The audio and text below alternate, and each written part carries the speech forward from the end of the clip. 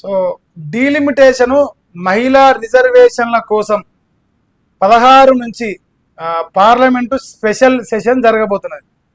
3 రోజుల పాటు నిర్వహించనున్న కేంద్ర ప్రభుత్వం ఎన్నికల వేళ రాజకీయ లబ్ధి కోసమేనంటూ కాంగ్రెస్ ఫైర్ అవుతున్నది.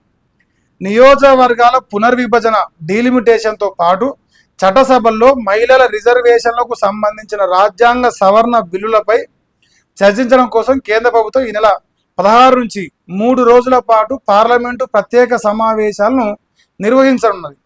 మహిళా రిజర్వేషన్ చట్టాన్ని వీలైనంత త్వరగా అమలు చేసేందుకు వీలుగా లోక్సభ సీట్ల సంఖ్యను 543 నుంచి 816కు పెంచే లక్ష్యంతో కూడిన కీలక రాజ్యాంగ సవరణ బిల్లులను పాస్ చేసేందుకే ఈ స్పెషల్ సెషన్ జరగనుంది.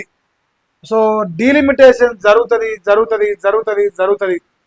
మహిళలకు 33% ఏమో రిజర్వేషన్ వస్తుంది చట్టసభలల్లా అని చెప్పేసి ఎప్పటి నుంచో చదువుతున్నాం, మనం ఎప్పటి నుంచో చూస్తూ వస్తున్నాం. ఫైనల్గా ఆ రోజు వచ్చిందంట. రేపు 16వ తారీఖు నాడు పార్లమెంట్లో సమావేశాలు జరగబోతున్నాయి. 3 రోజులలో బిల్లు పాస్ అవుతుంది, ఎందుకంటే మెజారిటీ వాళ్ళకే ఉంది కాబట్టి. సో 100% బిల్లు పాస్ అవుతుంది. 100% డీలిమిటేషన్లో ఎన్ని అసెంబ్లీ సీట్లు పెడితే తెలంగాణలో, ఎన్ని పార్లమెంట్ సీట్లు పెడితేనే తెలిసిపోతుంది. దాంతోపాటు మహిళా రిజర్వేషన్ కూడా తెలిసిపోయే అవకాశం ఉన్నది. సో ఈ అంశాలపైన చర్చ పెట్టాలంటే కాంగ్రెస్ అంటుందంట. సో 4-5 రాష్ట్రాలు ఎన్నికలు ఉన్నాయి కదా, పుదుచ్చేరి కావచ్చు, కేంద్రపాలిత ప్రాంతం కావచ్చు, కేరళ, తమిళనాడు, ఇట్లా కొన్ని రాష్ట్రాల్లో ఎన్నికలు ఉన్నాయి. ఆ ఎన్నికలున్న రాష్ట్రాల్లో రాజకీయ లబ్ధి పొందడం కోసమే ఈ ప్రయత్నాలు అని చెప్పేసి అంటారు. ఎందుకంటే 23 తారీఖు ఎన్నికలు ఉన్నట్టుంది. చాలా సిగ్గా అనిపిస్తూ ఉంది వాస్తవానికి. ఇక్కడ అందరూ లబ్ధిదారులే, కాంగ్రెస్ వాళ్ళు లబ్ధిదారులే, బీఆర్ఎస్ వాళ్ళు, బీజేపీ వాళ్ళు, అందరూ. ఈ దేశంలో ఏ రాజకీయ పార్టీకైనా అవకాశం దొరుకుతుంది.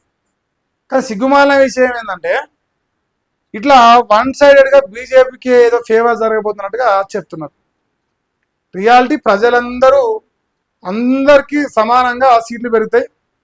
తద్వారా పాలన ప్రజలకు దగ్గర అవుతుంది, చేరువ అవుతుంది. నాయకుడు ప్రజలకు అందుబాటులో ఉంటాడు. 2,50,000 మందికి అందుబాటులో ఉండాల్సిన నాయకుడు 1,50,000 మందికి అందుబాటులో ఉండాలన్నప్పుడు ఆటోమేటిక్గా పరిపాలనా సౌలభ్యం పెరుగుతుంది. కొంచెం ఫాస్ట్గా ప్రజలకు రెస్పాన్స్ దొరికే ఛాన్స్ ఉంటుంది. దాంతోపాటు మహిళలకు రాజకీయ అవకాశాలు. ఇప్పుడు కొన్ని పార్టీలల్లో రాజకీయంగా సీటు ఆశించి రాని వాళ్ళు, దక్కని వాళ్ళు ఉంటారు. సో అలాంటి వాళ్ళందరికీ రాజకీయ అవకాశాలు దొరుకుతాయి. ఈ మహిళా రిజర్వేషన్ కోటాలో రాజకీయ నాయకులు, ఎమ్మెల్యేలు, ఎంపీలు, మంత్రులు, ముఖ్యమంత్రులు వాళ్ళ భార్యలకు, వాళ్ళ కోడళ్లకు, వాళ్ళ కూతుర్లకు రాజకీయ అవకాశాలు దొరుకుతాయి. మహిళా రిజర్వేషన్ నిజంగా జనంలో నుంచి అలా ఏ సంపద లేకుండా, ఏ రాజకీయ వారసత్వ బ్యాక్గ్రౌండ్ లేకుండా ఎవరు వచ్చి మహిళలు రాజకీయం చేసే పరిస్థితి అది తెలంగాణలో కానీ దేశవ్యాప్తంగా లేదు. అది ఓపెన్ సీక్రెటే. సో ఇది డీలిమిటేషన్ సంబంధించిన వార్త. మరి తెలంగాణలో ప్రతి ఒక్కరు గమనించాలి. ఇక సీట్లు పెరుగుతాయి.